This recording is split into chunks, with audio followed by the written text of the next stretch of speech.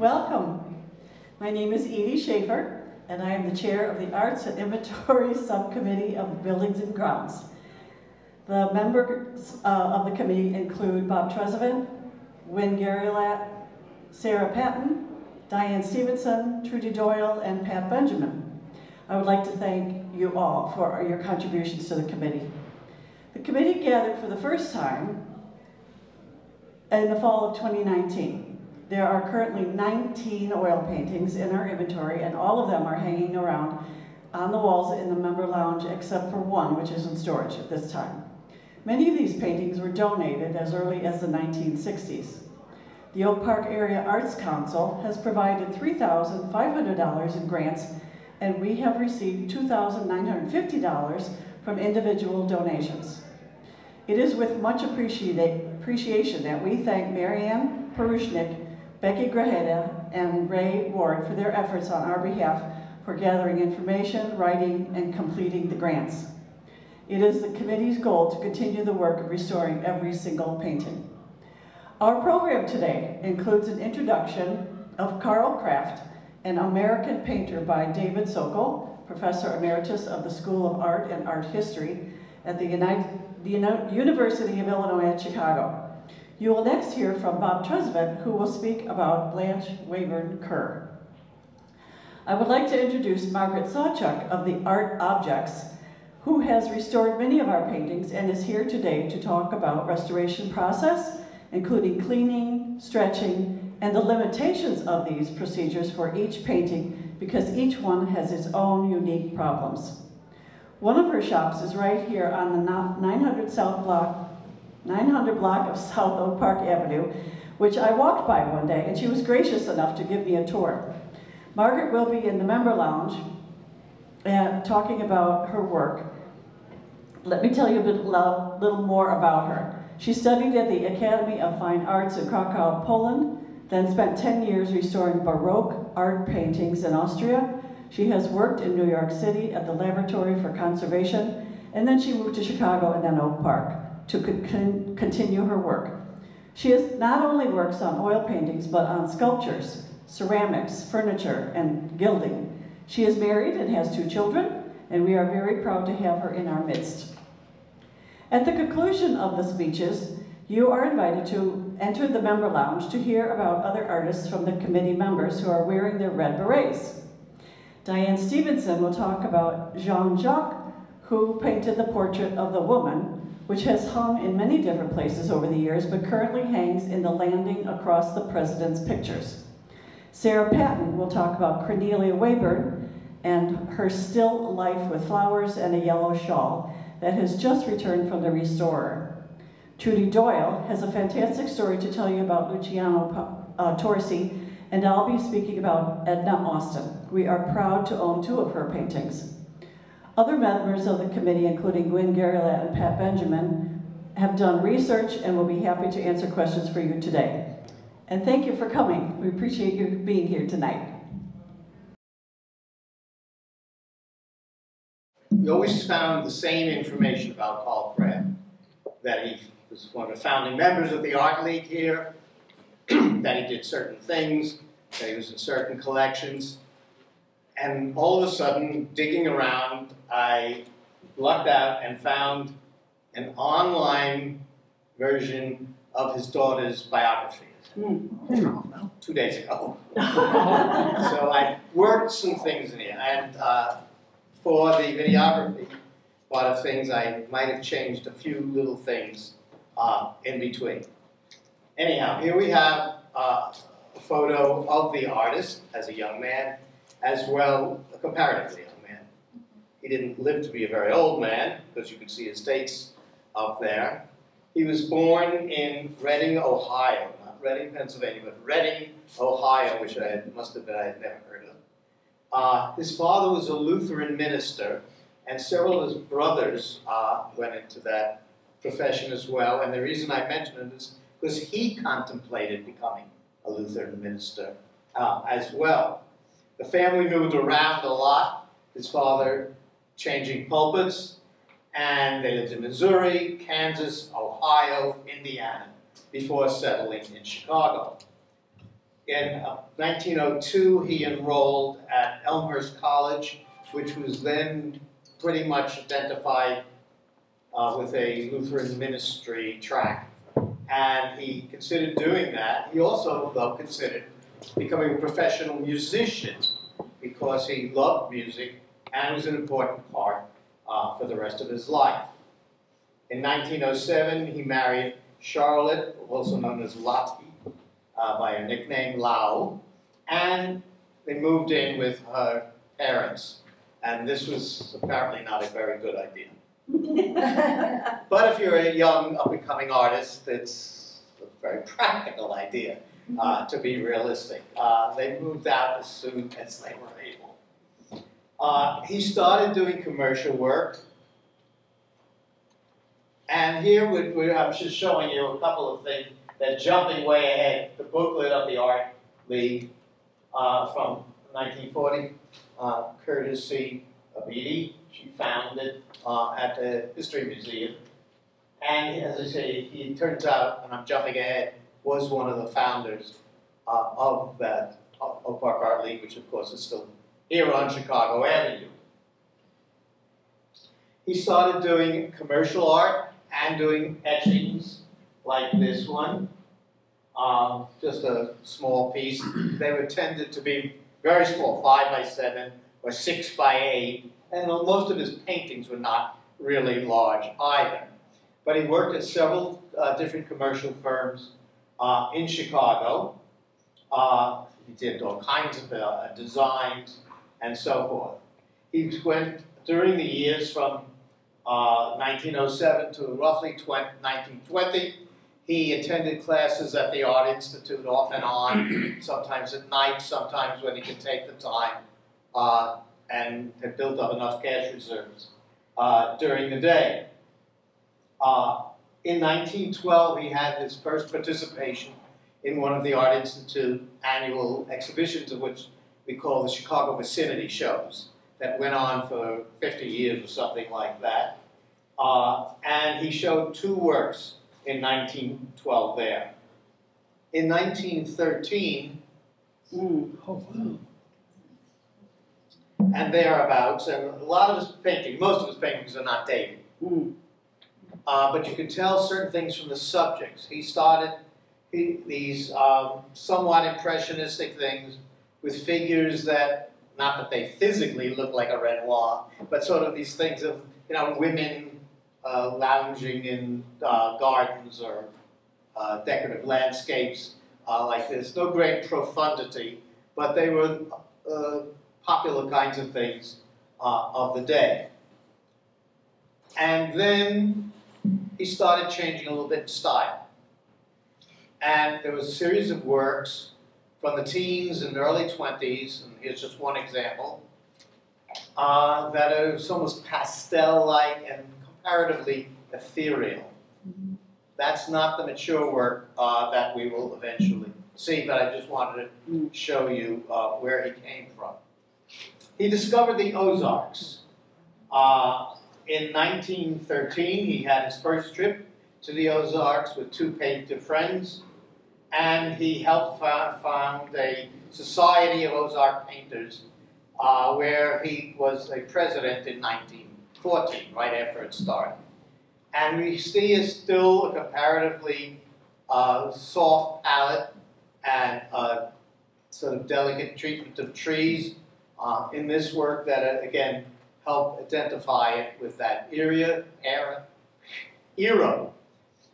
This work is in the collection of the Union League Club in Chicago, as will be the next one. I'm showing you they picked up several of his works, and he was comparatively successful in the Chicago area, although bringing art in from the Ozarks, his trips also to Brown County in Indiana, and the various other places. And they were mostly, I won't say decorative, but I'd say they were mostly in a sort of pleasing and an impressionistic sort of style, although very much his own. This one still shows, again, that softness, although he really plays with contrast here between the foreground bushes and the stuff in the background under a very, very soft lighting. Also a work owned by the Union League Club. Then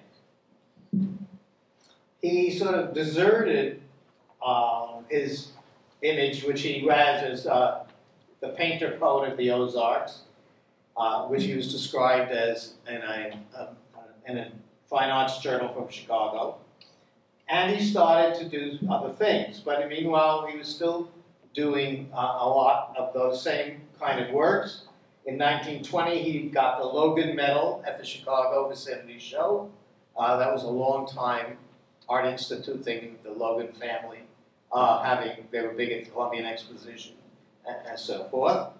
He had a solo exhibition in later 1920 at the Art Institute, his own one-man show.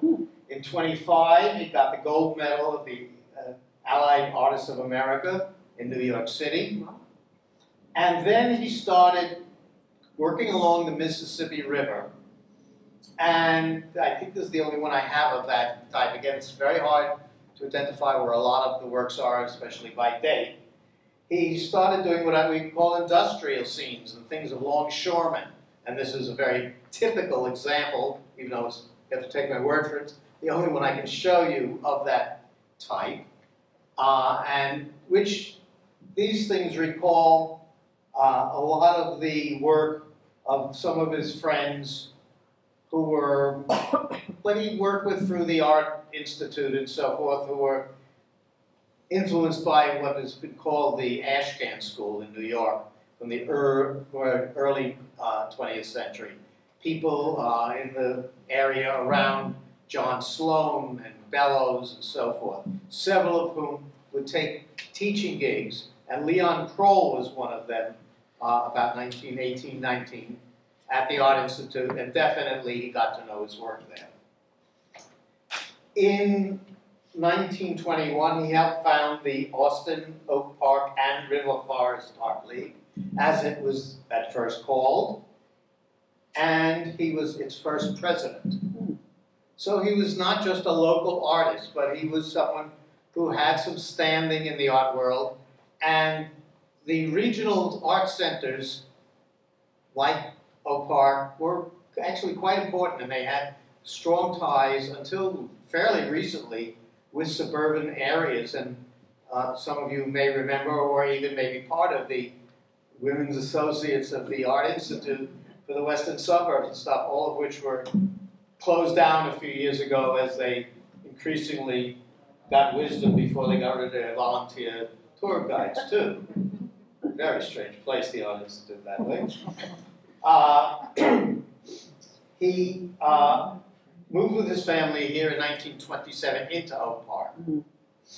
And he painted in several areas, in the forest preserves, right here.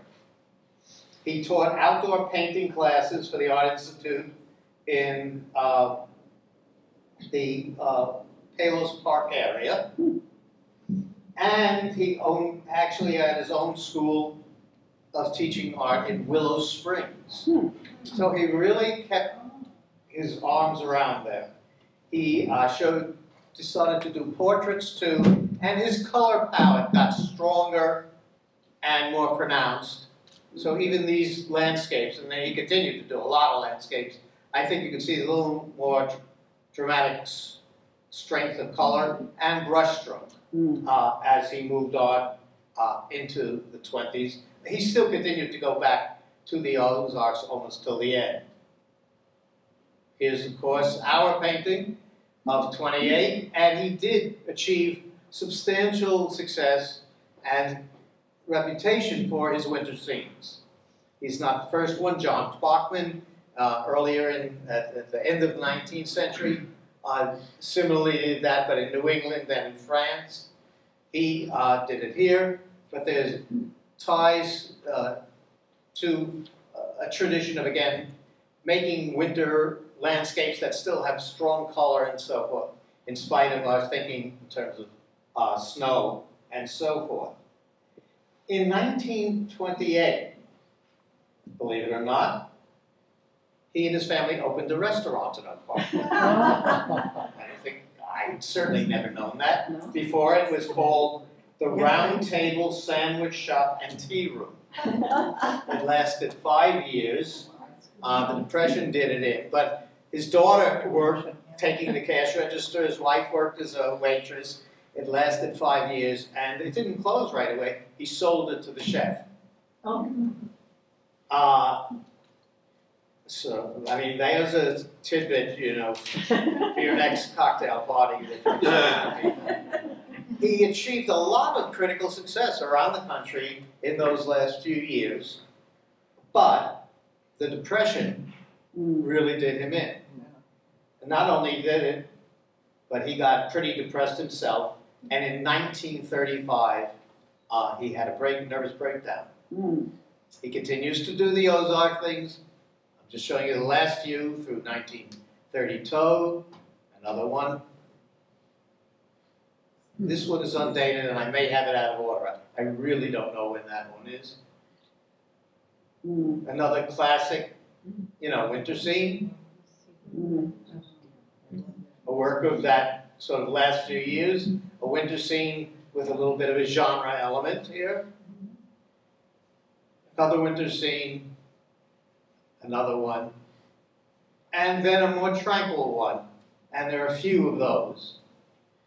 He also did some Western scenes, although I can't identify exactly where or when he was out in the Rockies, but he was. And then he did some caricatures and humorous drawings in his last years. Will Davies, in 1930, was his daughter's husband. But he did his daughter, too. And there was fascinating stuff about the family and how the wife's jealousy when he was nude models. And there's one anecdote talked about how he was seen out in a carriage with a nude model, and the wife was going to find out, well, she wasn't completely nude. She put a cape on, and she heard her husband had had a heart attack, so he drove her quickly there. But, you know, just all kinds of interesting familial stuff is in this biography. He died very young. He stopped exhibiting after the nervous breakdown in 1935. And then he died. Here's just one more painting. I think that's the last one. Yes. He died. He just gave up, didn't do any more art. After those caricatures were among the last things he did. And he passed on. His reputation was never, you know, huge. It was sort of regional, but when he'd show with other places like the Carnegie in Pennsylvania or in New York, he had opportunities and he showed and won prizes. But he never became sort of on the bigger national scene. And he sold well, but not enough. So when the market started drying up after the Depression, the paintings were starting to go for less than the price of framing them. And so it was sort of a tragic end. He remained well known in the Chicago area. It's interesting though, the Art Institute, you can't find the works that they own on their webpage. I was able to find all kinds of other, when I put in his name, nothing in alphabetical order showed up. Maybe there somewhere, and here's a person who again had a one-man show there. Now again, that's partially the Art Institute that has never been interested in its historical local artists and stuff like that. And various curators who love to deaccession them in order to buy some cutting-edge thing. But he was definitely a good artist. His prices have been all over the place. Again, some of the time when starting to look it up, gee, that's a really low one to price at auction. And then I'd see it's for an 8 by 10 painting. You know, the size of this screen barely. So some of it is tied to the way he did things. And because he was traveling around so much, he didn't do a lot of big paintings, especially he was doing plein air on the scene. So that's Carl Krafft. You see, we have his nicely clean and restored painting, and he's a really an important part of our park's artistic history. Thank you.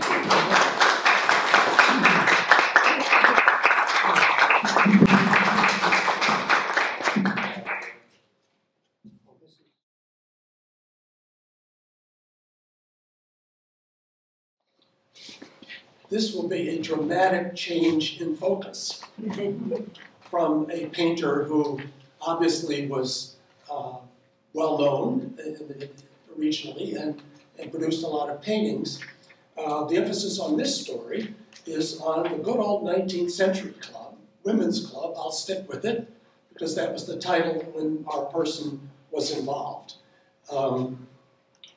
I'm proud to be here today to introduce you to a great Oak Park woman and member of the 19th century women's club, Blanch Weyburn Kerr. I'll spare you the genealogy, but Blanche was my wife, Catherine Gervais' great aunt. So Blanche was my great aunt-in-law. I never knew her personally, having married into the extended family 10 years before her death. But I've been in charge of her archives at the Oak Park River Forest Museum, so I have the data. Blanch Weyburn was born into a Universalist family in Rockford in 1872. She studied art at Rockford College. She was in the first class of the newly built Art Institute of Chicago in 1893. As a graduate student, she must have appreciated the arts that were shown at the Columbian Exposition that same year. While at the Art Institute, she met a fellow Universalist, Robert Kerr, known as Bert, also born in 1872. Bert graduated from Northwestern University in 1894, got his law degree there, and was accepted to the bar in 1895. They were married in the Christian Union Church in Rockford in 1896. The couple settled in a home in Oak Park at what is now 113 South Elmwood. The Kerr home had wide porches, a spacious parlor, 5 bedrooms, and a finished third-floor ballroom that Blanche would make into her art studio. The house changed hands a few years ago. I got to go through it. It's fantastic. But is it still standing, Bob? Oh, yeah. Oh, okay. It's a beautiful home. Cool. Bert and Blanche Kerr soon became members of the Unitarian Universalist Unity Church of Oak Park. Now, that's when it was still down on, not the Unity Temple, before Unity Temple. They were there, they met the young architect Frank Lloyd Wright and his wife Catherine Tobin Wright, as well as Frank's mother Anna Lloyd Wright. In 1897, the Kerrs were founding members of the Lowell, a literary club, which still exists in Oak Park and celebrated its 125th anniversary last year. Blanche joined the 19th Century Women's Club in 1898, and later the Infant Welfare Society. Bert served on the board of the library at the Sokol Institute and was legal counsel for the Art Commission.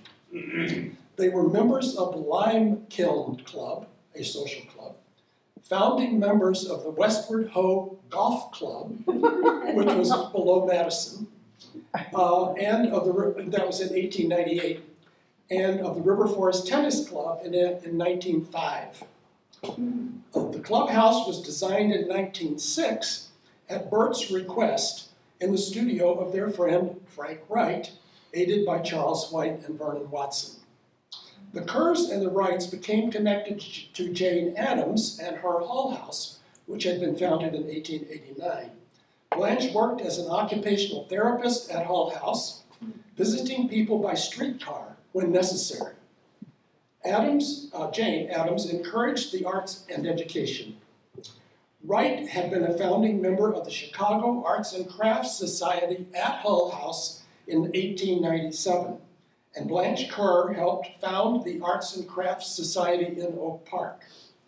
In November 1900, she hosted in her studio at 113 South Elmwood an exhibit and sale by local arts and crafts supporters, including Frank Wright. Meanwhile, Bert's younger brother, Dr. Ellis Kerr, had settled in Oak Park. He was one of the founders of West Suburban Hospital, which opened in 1914. Ellis Kerr, there is a connection here. Ellis Kerr married Oak Parker Dorothy Charlton. Among her many accomplishments was being the first woman to serve as a trustee of the Village of Oak Park from 1927 to 1945, thanks to the work of the 19th Century Women's Club. She was president of the club from 1928 to 1930. That would be Blanche's sister-in-law. Bert Kerr was very successful professionally. Between 1896 and his early death in 1918, he practiced law with his father. He specialized in American corporate law, including Mexican. He was fluent in Spanish and made his first trip to Mexico in 1900. In 1910, he published books in both Spanish and English related to Mexican civil and commercial law. In October 1910, Bert and Blanche attended the formal ball given by Mexican President Porfirio Diaz, right before the Mexican Revolution. And I'll have this out front, but this is a picture of her in her ball gown, which stayed in the family forever. She was very proud of that. But the Mexican Revolution happened immediately. A month later, the revolution against Diaz began with the involvement of the American government. For 3 days after the capture of the seaport city of Veracruz by the Americans in 1914, Bert was the temporary civil governor of the city. Because of these professional demands, Bert and Blanche spent much of their time in Mexico. Blanche pursued her painting and exhibited in Mexico City, where they stayed at the American Country Club. She and Bert rode horseback into areas where locals had never seen a white woman before. Bert died, unfortunately, of typhoid fever in Mexico City in 1918 and was buried there. Now we're getting into the Oak Parky stuff. Frank Wright was not the only architect the Kerrs knew well. Blanche's younger sister, Jane Weyburn, had married Samuel Saxby in 1900 in Rockford. One of Jane's bridesmaids was Alice Roberts, you'll start recognizing names here, daughter of Mr. and Mrs. Charles Roberts of Oak Park. Alice Roberts married architect Charles White, a Massachusetts Institute of Technology graduate in Rockford. They moved to Oak Park in 1903, where he worked in the studio of Frank Wright for 2 years, helping with the design of the River Forest Tennis Club. Blanche also knew the architect James Lincoln Fife, F-Y-F-E, and his wife Hannah By Fife, more Oak Park names, through Unity Church congregation. James Lincoln Fife was the architect for the 1928 19th Century Women's Club building here. In 1909, backing up in time, the household of Bert and Blanche Kerr changed drastically. Blanche's younger sister, Jane Weyburn Saxby, separated from her husband, moved to Oak Park with their 3 children to live at 113 South Elmwood with Bert and Blanche Kerr, who had no children.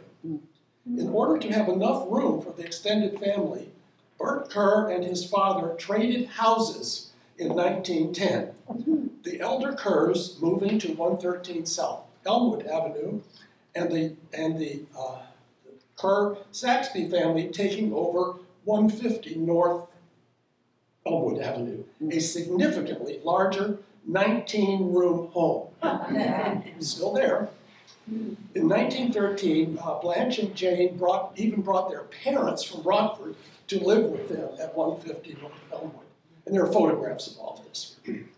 Traveling outside of Oak Park, Blanche Kerr served as a teacher in the shop of the Henry Favell School of Occupational Therapy in Chicago, at the Vocational School for Shut-ins at Hull House, and at the Pine Knoll Girls Camp in New Hampshire. After her husband's untimely death in 1918, Blanche continued her interest in art. Between 1918 and 1927, she and her sister ran home crafts, design, and interior decorating business from their home. Sister Jane Saxby was also a member of the 19th Century Women's Club, died in 1927. Blanch attended the Century Progress World's Fair in Chicago in 1933, being very interested in the art that was on display there. And there's a book about that in the archives at the museum. She also hosted paying guests to the fair in her large home here in Oak Park, which was a common thing to do during that World's Fair. Blanch regularly hosted art events and exhibits at 150 North Elmwood, which with such notable guests as Grace Hall Hemingway, May Estelle Cook, Little Oak Park, remember her? Yes. Carl Krafft, and Cornelia Weyburn, who we'll hear more about. The two women were not personally related. Blanche's father was a Weyburn and Cornelia's husband was a Weyburn. They were cousins from New York State. Blanch was a charter member of the Art Society in Rockford. She was also a charter member of the Austin, Oak Park, and Herb Forest Art League in 1921, serving as director, teacher, decorator, and lecturer. In 1925, she traveled to Paris for the International Exhibition of Modern, Decorative, and Industrial Arts. The other art societies she belonged to were the Fine Arts Academy of Illinois, the All-Illinois Society of Fine Arts, the Society for Sanity in Art, the Arts Club of Chicago, and the alumni of the Art Institute. Our club historian, Marianne Porichnik, reports that according to club yearbooks, Blanch Weyburn Kerr had a life membership in the 19th Century Women's Club and was most active in the early 1900s. She was a member of the literature and music departments into the 20s, served on the board, chaired the art department, and served on the social, decor, and village improvement committees, as well as being delegate to the Art League. Blanch Weyburn Kerr died in 1955 at age 83 at the Gervais family home at 201 North Linden. Besides housing her archives, the OPRF Museum also has her wedding dress from 1896, her easel and palette, and her painting of children around the maypole in Austin Gardens. So I'll have this out at the painting, but here's a picture of her at her easel in the home at 113 South Elmwood. And I'll close by reminding you that the Oak Park River Forest Museum has a very nice collection of art. And they have several Oak Park painters there, including Blanch. So it's definitely worth a visit. Thank you.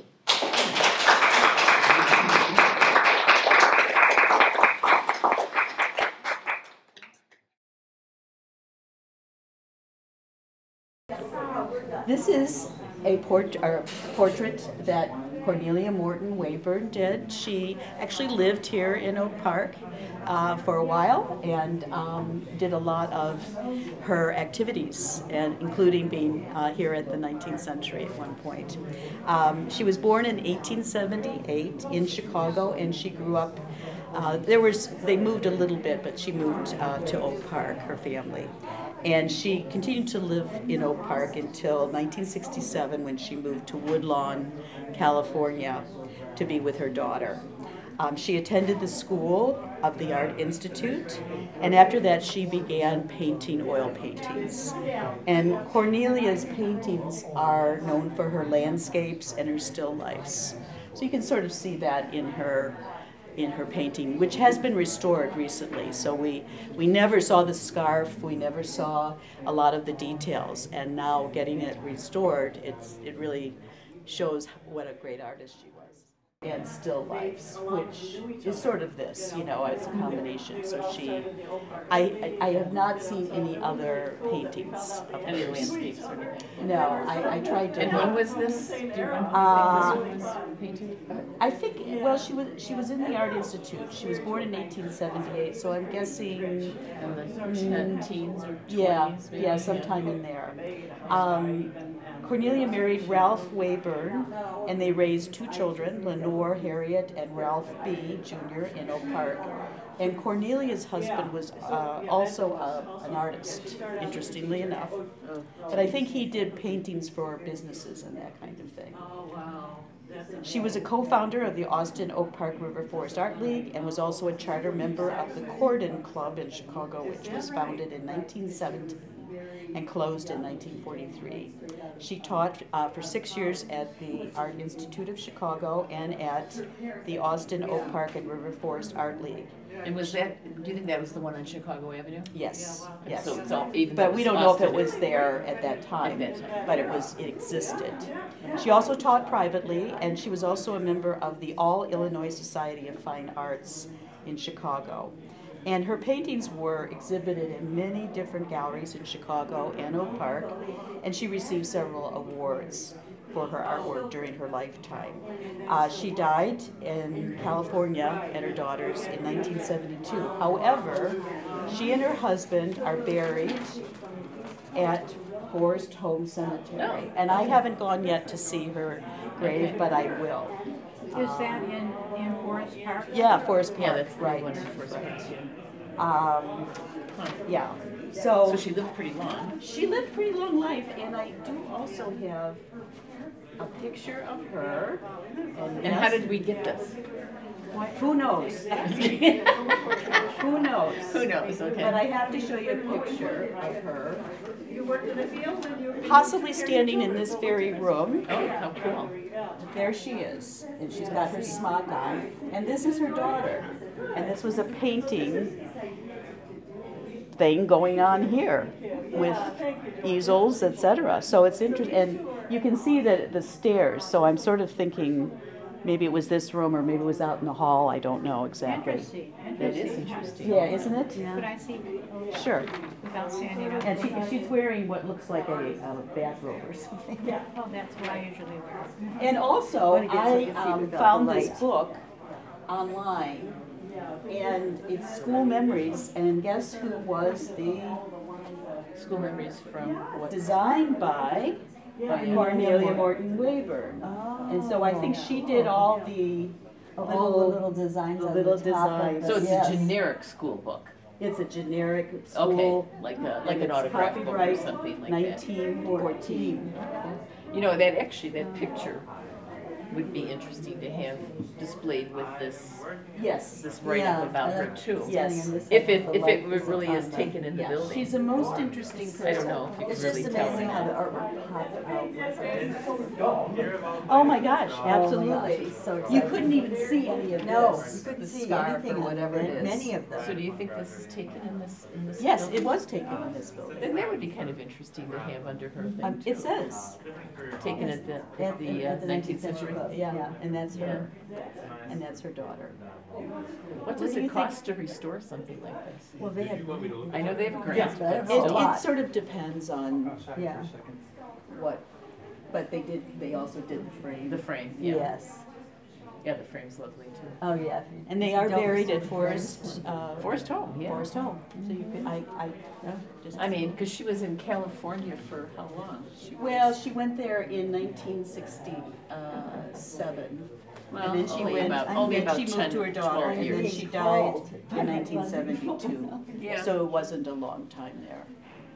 No, but, well, if they were both artists, you wonder if there had to be family money, because I don't know how few would be able to support herself if your husband and wife were both. Well, I think she probably, it sounds like she had, she belonged to some of these organizations, so she was able to sell her paintings there, but then Still, she it's also had galleries Yeah, and, yeah. and then she was teaching here, obviously. That's true, and if she was teaching, yeah. yeah. So, No, but that first,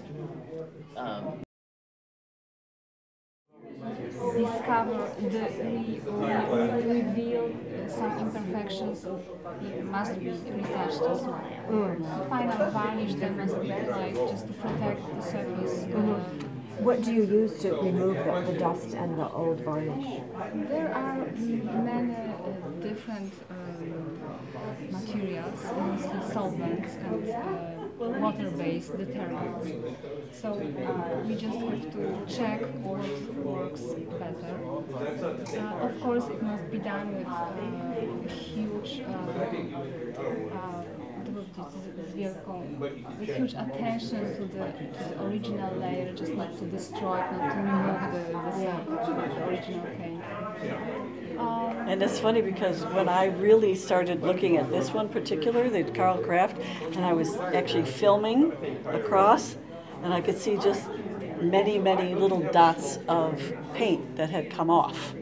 And so Margaret was able to replace those, but like she said, to stabilize the back and then repaint. And so that's so cool to be able to, and there's an idea about whether you want to bring it back to its original or just supporting. Right, you don't want to overpaint it, or you don't want to over-clean or whatever. I have a few examples here, just to show you the process regarding the paintings.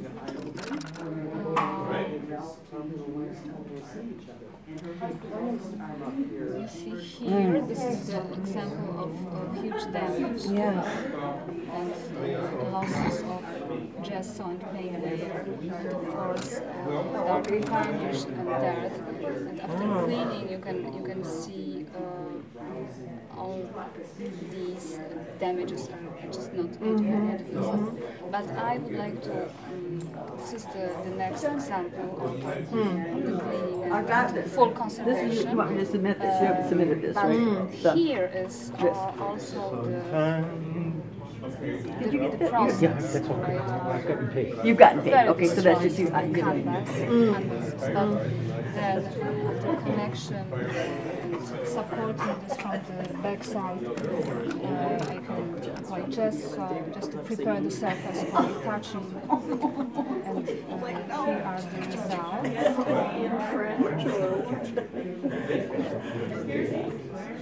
The back side.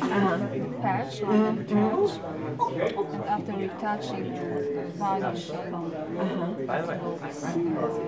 just kind of enjoy the original condition. Yes. Oh, it's very nice. Here is also very interesting, a very interesting example of not very typical of painting. This is kind of encaustic painting. Japanese painter wanted to first paint the surface and then cover the surface with wax, just to give the surface some kind of soft. Oh no, it was fine. It was absolutely soft mist. You know, you put it in paper. Collect all the pieces of wax. I know, right? Suppress under temperature, just so to recreate the original. That's a very different process, isn't it? It is. Just you can really destroy the surface. How long? I know you probably don't. I don't know. Do you keep track of it by the hour? Like how long would it have taken you? How many hours would you have spent on that? The wax weeks. On the wax? The wax part. The wax paintings are not kind of, I could say 4 days. It's not a long conservation. But usually conservation requires right. I guess I'm. Oh wow. I'm familiar with. Yes. So I didn't get a chance to ask your son. What is his field of interest? He's going to Columbia College. Architecture, but also preservation. So I'm very happy because it means that he will return. Yes. Do you have plans to go back to Poland, or will you stay in the States? Probably not. We have our entire life here. I the clients here, Yes. my children Start are again. rooted here Yes. already, so it would be difficult for them to change everything. And for us, probably after 30 years, 25 years. So all of your children were born in the U.S. Well, thank you very much. It's really interesting to see all those examples. I can give you my business Oh, card. certainly, yes. Where are you on Oak Park Avenue? I didn't hear the block. 820 South Oak Park. Oh, 8, okay, Close okay, to so right, Harrison. yes, okay, great. Well, thank you so much. And your name is Margaret? Okay, and then maybe it's Margaret, yes, thank you. Okay.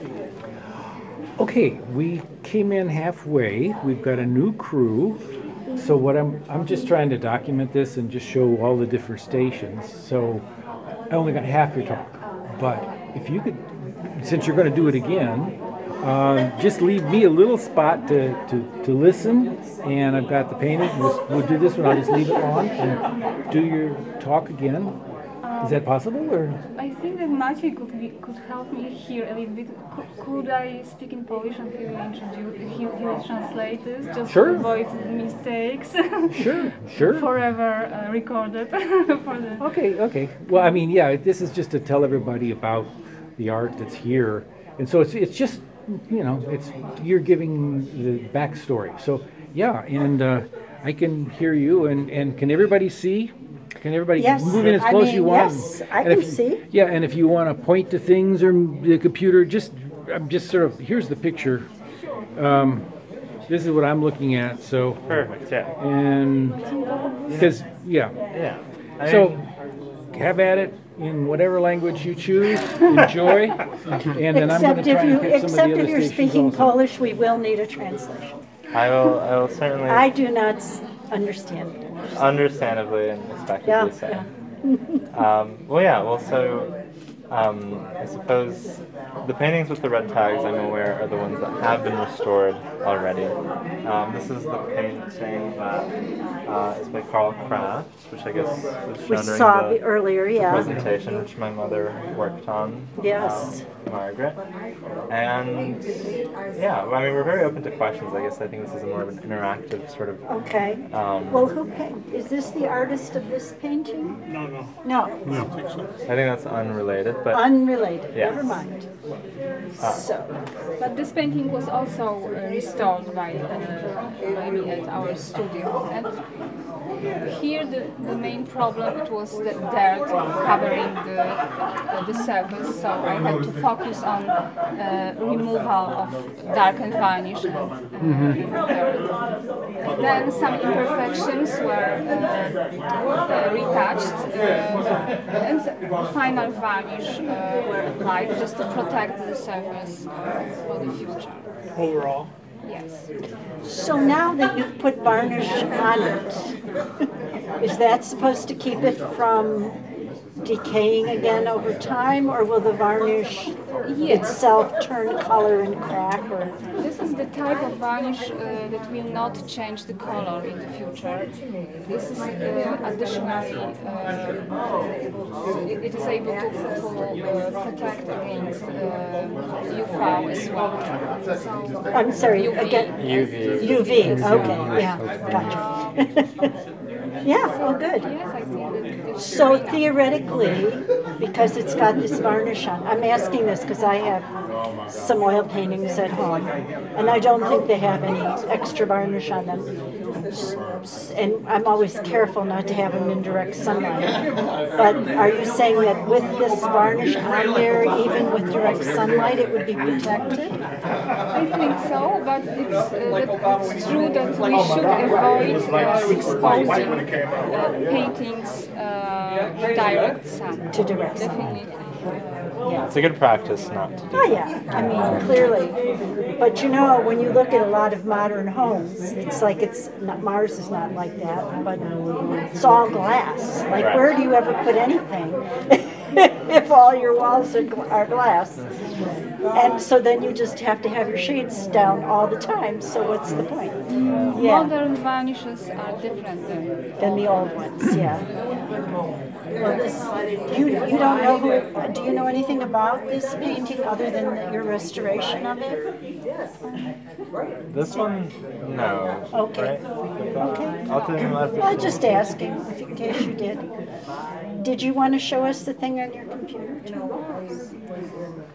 Okay. Maybe let's beginning. From the beginning. Go from the beginning, absolutely. Here's the example of the conservation of one of the stations of the cross in the Epiphany Church in Chicago. Okay. You can see here the damage, leaking, some paint layer destruction. After conservation, the surface was stable. The missing areas were painted. Frescoes don't need any additional protection like varnish, so it must breathe. Okay. No varnish here. So frescoes have to breathe. Got it. Didn't know that. Yeah. All right. This is the example of the 17th century Madonna with Child. Very beautiful sculpture, unfortunately very dirty and also damaged, as you can see here. There some broken arm, some fragments of the hair missing. So during the process of conservation, I focused on the reconstruction of the missing fragments, on cleaning, and also on regilding, because oh wow. The surface of the gold was very damaged, and I wasn't able to restore this in any other way than applying the new layer of gold. After conservation, it looks much better. Wow. You can enjoy the original paint layer, beautiful polychrome. Here's another example of the conservation of the sculpture. This is the sculpture of the Christ from Dominican Church in Krakow. This is beginning of 17th century as well. The surface was covered many times with overpaintings. Also, there were many areas missing fragments, like here. The crown was missing. Fragments of the hair were in the past wrongly restored. So I removed all the overpaintings to show the original layer from the 1645. I remember well. Yeah, it's important to note also, just so I know some more details, there's probably many layers of paint that are on this sculpture, right? It's sort of over the years it's painted many times, and so I think what's very interesting about the job of a conservator is very often you're almost like an archaeologist or a detective, and you can actually remove in a very controlled fashion, layer by layer, knowing also more or less maybe the general time when those layers would have been applied, and you can, and also by identifying what the type of paint that is and using specific solvents and very careful techniques to go layer by layer in order to unveil one at a time. And it might even be such that maybe the very first layer is one that you like, or it might even be the second one has maybe a greater artistic contribution to the sculpture, and so you have that control, I suppose, in the history of a sculpture, which if it's a 17th century sculpture, it's been worked on for many times. What is the material on this? This is wood. It is a wood sculpture. So I can imagine that some of the pigments might have been soaked into the wood, or no?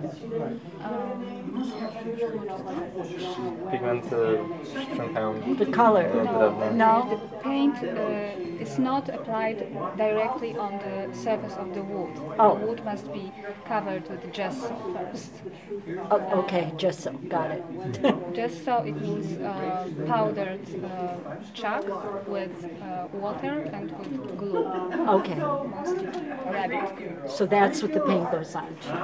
Okay, thank you. Most often canvas paintings are also gessoed, to give you an underlayer to paint on. Thank you. Yeah. See, I learned something. Here you can see reconstruction made by me.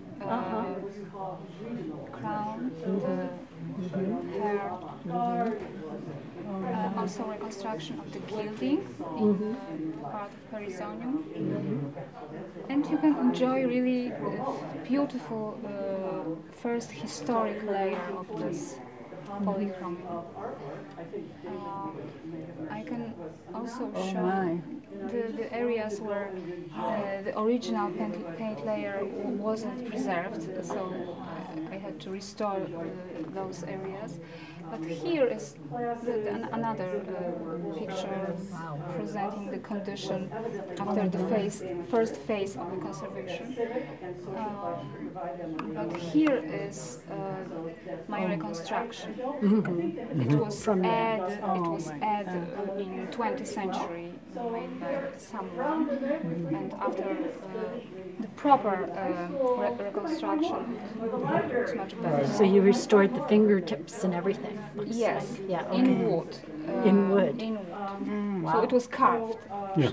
Right, so you have to just add that. Oh, yeah. It's important to note with these conservation treatments that typically, I mean, there's sometimes a range of objectives with the intents for what the conservation process should achieve, because sometimes it's to sort of restore it to be as close to the original as possible, but that's also not necessarily always the case. Sometimes it might be some semblances of the passing of time may also sort of be preserved throughout the duration. So this is an example of when the objective was to sort of recreate what it would have looked like, I suppose, in that time, which involves sort of a lot of work, yeah, lots of recreation. Lots of. How long on this particular crucifixion scene? How long would you say you spent on that? It was quite I'm sure complex conservation, so it took 1 year to complete. I believe it.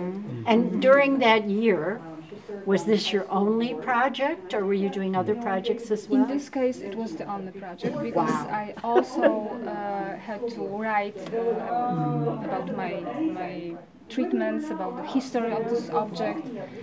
So it was later published by my school, the Academy of Fine Arts. It was one of the projects that were supposed to be some example for students, how to restore, how to treat the object. Amazing. Thank you.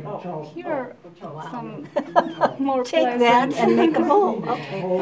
This is just a broken maiolica that I was able to restore. Here is some more examples of conservation of ceramics.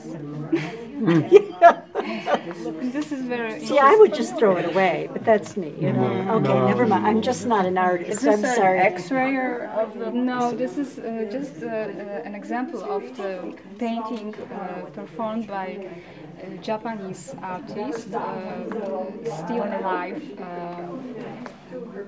Hiroyo Kosa. Hiroyo Kosa, yes. He spent most of his life in New York, but then returned to Japan. But during his life here, he was able to create many of beautiful paintings, kind of encaustic paintings. He used boards mostly, covered with gesso, then painted with inks, and then covered with wax. But this wax, during the time, has a tendency to crack, and this is the example of this common damage. And it is extremely difficult to attach this wax again to the substrate. And we are the only studio in America who... You're the only ones who do it? Yes, who do this treatment. Because conservators are afraid of this very stressful. I can believe that. It is successful treatment after conservation. Look at that. Very nicely. Another example of Before and after. observation before and after. What is the size of that painting? Like this. Oh, oh my heavens. Poor painting. It's so battered and uncared for. Yeah. They get old, they crack, you know. I'm familiar with They, that. and we used to smoke a lot in our homes, and you know, all that dirt just has to go somewhere. Right. Well, there's dirt, but also, I mean, there's the possibility that there's also Somebody sort of, threw something at it. you know, within the canvas there can be tears, and so that requires a process of relining the canvas, applying a linen patch behind, and which then needs to sort of, you have to reapply gesso and then retouch it on the front side, and of course there's the cleaning process, which also reveals other imperfections that then need to be in-painted, and the cleaning process truly reveals a lot more detail of the painting, and then will be It's kind of a nice painting after all. Yeah. Well, there is Right. I mean, and of course, the materials that we use is very intentional, very high-quality paints are used in order to make sure that these are lasting sort of interventions. Though at the same time, you also want to be careful because as a conservator, it's very important to use treatments which are reversible, and so very often it's not encouraged to sort of influence the painting in a way that's permanently altering it into the future. You don't want to sort of be intervening in a way that future conservators won't be able to trace the work that has been done and possibly reverse some of these things as well. So that's a very intentional. Altering the canvas in any sort of significant way is always a very thoughtful gesture in that way. Forgive me, I just arrived. Do you work in the business? I'm apprenticing. I'm Margaret's son, so I've sort of been in this world for a long time, but kind of born to it. Born into it, yeah, as it happens. And so this is all very familiar, but I just recently graduated, so I'm sort of looking ahead at possible sort of routes, and seemingly conservation is one of them. High school or college? From college. I just graduated from undergrad, yeah. Yeah, see, everybody under the age of 30 looks really young to No, us, I believe just that. so you know. Absolutely. You could be 12 for all I know. A very tall 12. I'm not lying, am I? No. There's some kids these days, I feel like I pass out Krafft and I'm like, you're not in high school, that's strange. Yeah, it is strange. Wow, so that's interesting, the concept that somebody else might want to work on the same canvas again in the future. You know, it's kind of like you'd hope when you get it done, it might not require another work in the future. But it is also important to pass the knowledge about the materials used during the conservation to the future potential conservators, so they will know what was used and how to react to this. Well, she's pretty hard to see. It's very nice. There she is. Oh, right. Just like this, but right. it took just we have months. I think we have the idea that some of these painters just didn't know what color was until we get them cleaned, and then we see it, right? Here's like there, look at that. That's a photograph, isn't it? Nope. No? It almost looks like it. Looks like it could be, though. How long would it have taken you to do that particular one? A few months. A few months. Okay. This is why it costs a lot of money to do this stuff. It's amazingly intricate work. I'm going to show you also this beautiful icon. Oh, yeah. Oh, dear. Unfortunately broken into parts. Yeah. Fortunately, I was able to Yeah, it looks like it was all there. I was able also to reconstruct these missing areas. I consulted Well, and it's funny because there's lots that with people who knew the language and Make sure that you add the right words. Yeah. Just change one letter and it changes the meaning of the word. Whoops, we didn't mean that. That's amazing, isn't it? Oh. Here's more about the process and close distance. Oh my goodness. Yes, after removal of the overpaintings and the dark and varnish, you can see the real condition of the original. Sometimes it looks really bad, and this is the reason we don't want our clients to see the objects during conservation. Because you made it worse. Oh no. Gotcha. Are there very many that you say, no, this can't be saved? Sometimes, yes, but you can always do something to improve the appearance. Thank you. I'm going to let somebody else sit. Thank you so much. We're cleaned within the past year. We've had some of them, of course, being cleaned. When would we need to have them cleaned again? Will it stay? If they are exposed in very safe environment without direct sunlight, without any cigarettes. So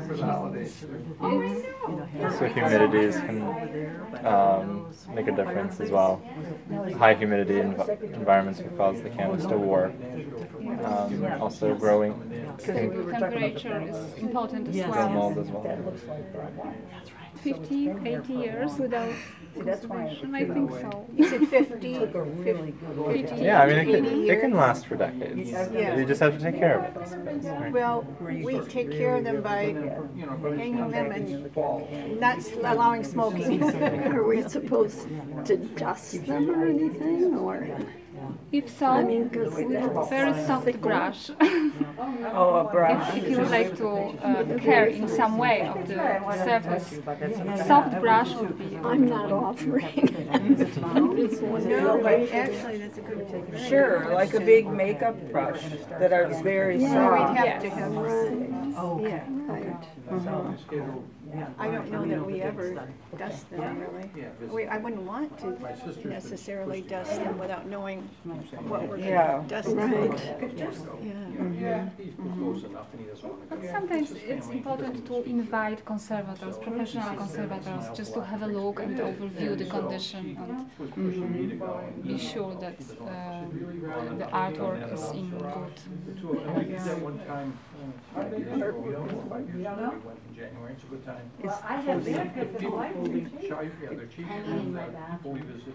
I'm fascinated by the whites. They just jump out. You know, And it didn't really going before. right. It didn't at all. I mean, all of it is the detail and the brush strokes and everything are phenomenal. But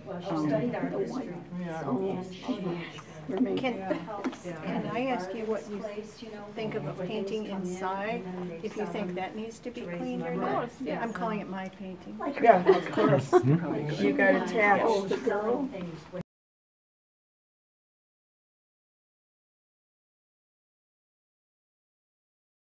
Luciano Torsi was born in Arezzo in Italy, November 27, 1939, and moved to Livorno, Italy at an early age. He's a self-taught artist whose works have been shown in exhibitions worldwide. As Torsi developed his skills as an artist, his work became widely recognized, and he became an academic professor at the Institute of Culture and Arts in Rome. Today, at the age of 83, he continues to work in his studio on a busy street in Livorno. It was there that we were able to pay him a visit in May of this year during our tour of Italy.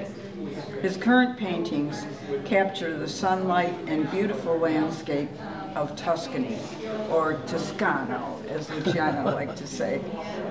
Fields of sunflowers burst from his canvases. He was delighted to see the picture that we showed him of this earlier work that's part of our collection. This painting in the collection of the 19th Century Charitable Association was likely painted during the period when Torcy was often referred to as the painter of woods. His website is filled with photos of such works. To date, we've been unable to identify the donor of this painting or the date that it came into our collection. As with many of the works in our collection, there are no records of how this painting came to the club.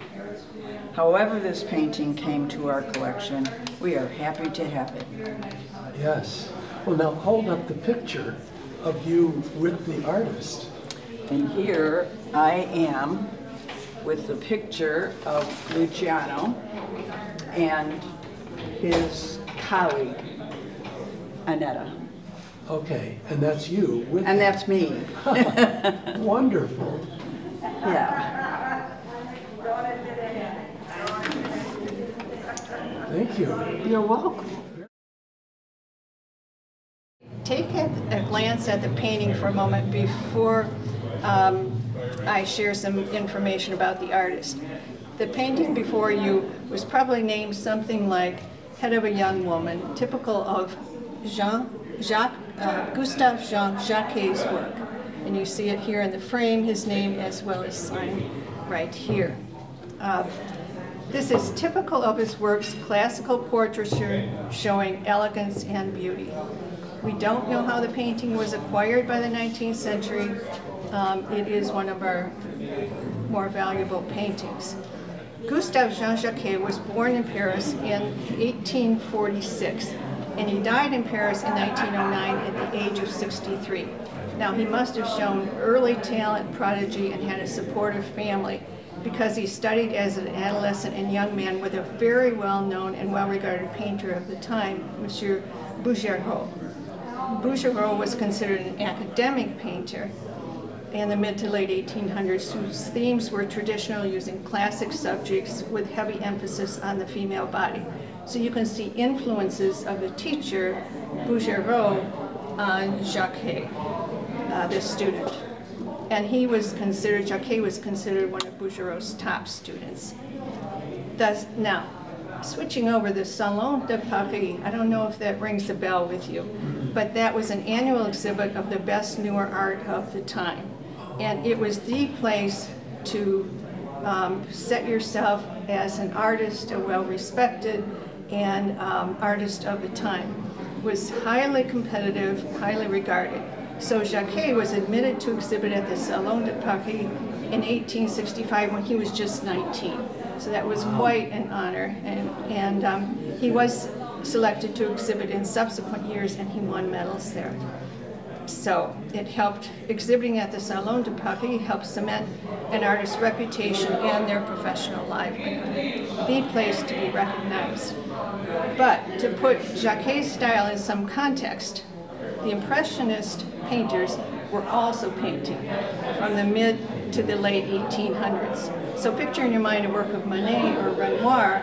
It's very different from our classical painting and subject matter here.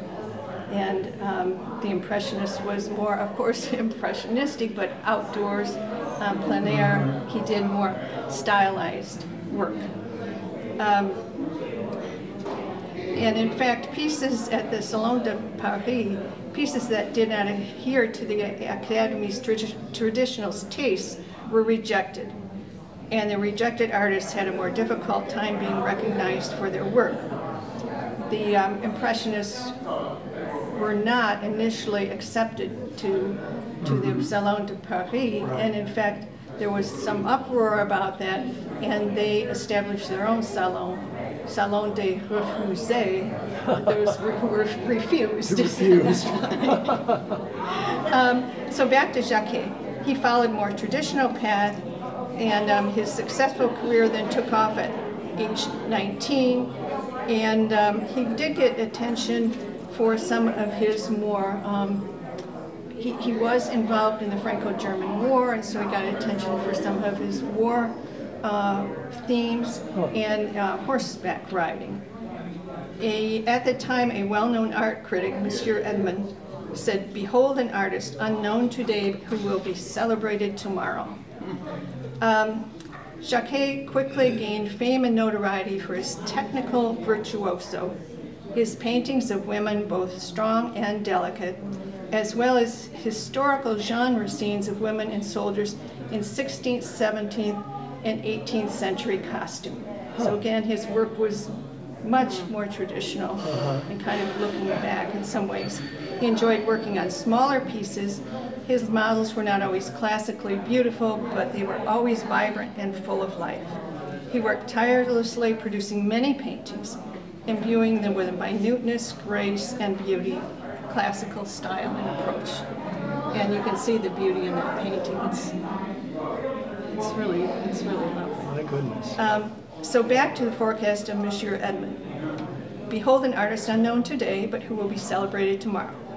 Although the works did apply to Jacquet and his works do remain collectible today, his words could be applied even more so to the renegade artists, the Impressionist painters, whose work today is in major art galleries and sold for upwards of, I don't know, $100 million.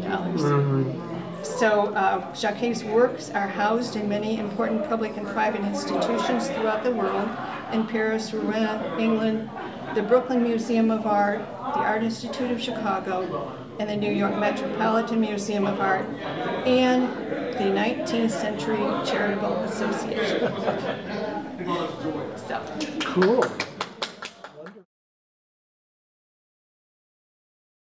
This is a picture of it.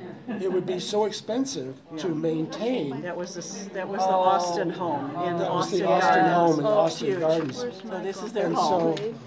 so it was torn down. So they tore it down. They tore it down. And it made it Austin Gardens. Oh, wow. So this is their. This is the house in Austin house. Gardens. Oh. Well, they deeded it to the Park District, which still owns the property. Right. But the Park District couldn't maintain it, so they tore it down. Right. So this is their marriage certificate for Henry and Edna. Those are their signatures down there, which I always like to save. Even my own family, I was like, got my mom her signature. I love it. But they were married in Snohomish, Washington. This is them. She was always very peaceful looking. I mean, she didn't smile big. She just has this very, gentle face. And this is because she was president of the club. And she was a president of this club. Okay. This is the same lady from 1920 to 1921. So in those days, they only were president for a year. I'm sure our president would like that. And I think I have that. She was in her 40s when she was the president, and that's another thing, the presidents were younger. So this one is called, it's a skating scene, and this one's called Still Waters for the children, and this one is river or lakeshore with figures. There are no real names. She didn't give it a name, and we really don't, like I said, we don't know when it was donated. Did she paint them and give them to the club at that time, or did they have it in the house and then when they tore it down they donated it? We don't know that. Unfortunately, that's the truth about all of our oil paintings. We don't know when they were donated. We don't know who gave them to us. We looked at every single piece of historical information that we could find, and we don't know. So I want to tell you a little bit about the art at this time as well. This work, these types of things, were created in the United States during a period after the Great Depression.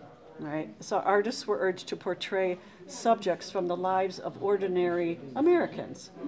And it was called regionalism. So it wasn't, new avant-garde, it wasn't impressionism, it was what they saw in life here around in their neighborhood. So that's what they were trying to promote at that time. So in the 1920s, the popularity of artwork, I think David even may have mentioned that, was a non-professional. You just wanted to go and enjoy it in your neighborhood, go for painting. Many middle-class Americans enjoyed painting on their own. They went to classes and they exhibited their work locally. Austin was evidently one of those amateurs who found that civic and social clubs could provide them with a means of showing their work. So that's what she enjoyed. I think the Historical Society does have another piece of hers as well. So they're around in there. If we look at maybe the high school, we might find more, or the library. Right. You know, we might find more of her things. So we want to do those kinds of research in the neighborhood. That's about it. Edna was very involved.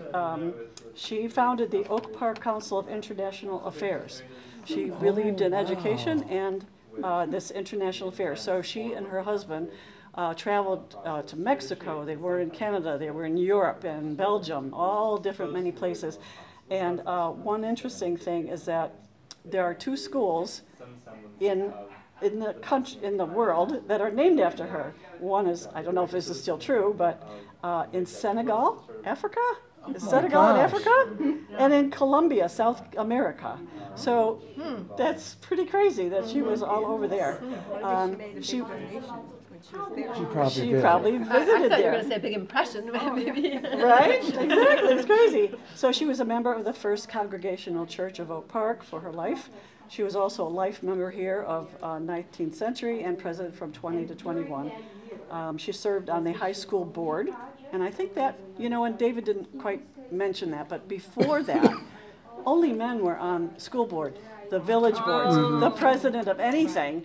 Women were not allowed. So it was the fighting that we did and from this club we changed. And they started with the school boards. Yes, they started with the school boards because that's where their children are. So they want to have a say in their children's lives. Because the law allowed women to be on those boards, but that was the significance of when I mentioned Dorothy, what's her name? To get Blanch. To be a village trustee. No. Charlton. Charlton, yeah. Kerr. To be a village trustee was a whole level up. Yes, exactly. And of course, to get the vote was on their list of things to do. So she also served on the high school board, the Oak Park Symphony. She was a founder also of the Oak Park River Forest Day Center, which many of our members were. And of course, you know that we still donate blankets and soft goods to the babies. And then she was not only a member here in all these organizations, but she was also involved in Chicago organizations. Amazing, these people just never stopped. So yeah, I think we should be pretty proud that we have 2 of her pieces. So that's it. Thank you so much, Edie. Thank you. Thank you for asking. Wonderful. Thank you.